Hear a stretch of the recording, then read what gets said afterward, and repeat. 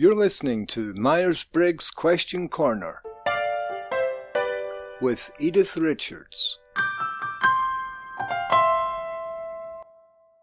This question is from Stephanie. My Myers-Briggs results indicate that I'm an extrovert, but I feel more like an introvert when I'm being my real self. I cherish my alone time, and though I enjoy mingling with and meeting people, I hate being the center of attention. Is it possible to be an ambivert? So I once heard a type practitioner sum up the difference between introversion and extraversion, and it goes like this.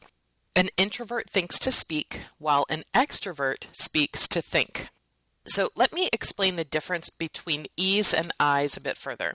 Extroverted types tend to be energized by external stimuli, people and things in their environments. They seek breadth of knowledge, experience, and people, and they tend to be action-oriented, thinking out loud and participating in conversations, and they may be uncomfortable with prolonged silence in a conversation.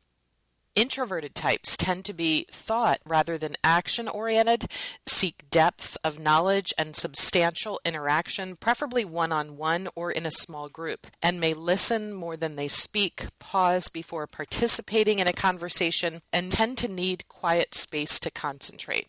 The Myers-Briggs assessment gives us a reported type of either E, extraversion, or I, introversion, and also shows our clarity of preference, slight, moderate, clear, or very clear, meaning how clear are we that this is our preference.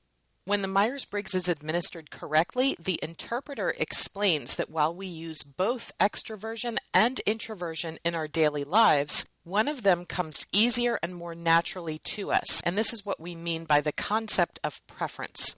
There's a huge misconception in the world that we're either an extrovert or an introvert. The reality is that rarely does anyone fall completely on one end of the spectrum or the other. So in that sense, we're all ambiverts because we all use both extroversion and introversion in our day-to-day lives. I like to use my sister as an example here. She has confirmed that her best fit type is INFJ, and she's slight on the IE dichotomy. My sister is actually more gregarious and social than most other INFJs I've known, and she's also quite witty and charming at parties and events, and has no trouble public speaking and doesn't seem to mind being the center of attention. But it doesn't mean that it's her natural preference to be the center of attention. She feels most at ease and most herself when she's working behind the scenes on her art projects, creating curricula, and mentoring her students one-on-one. This doesn't mean that she wants to be doing these things all of the time, though.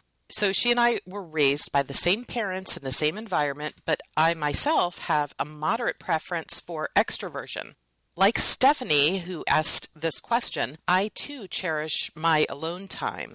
And while I may behave as an introvert at work, that's not where I feel the most fulfilled.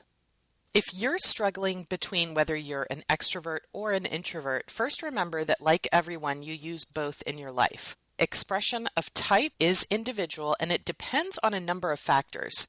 For example, did your culture and family of origin support your natural preferences? What have your individual experiences been like? Who or what has influenced you over the years?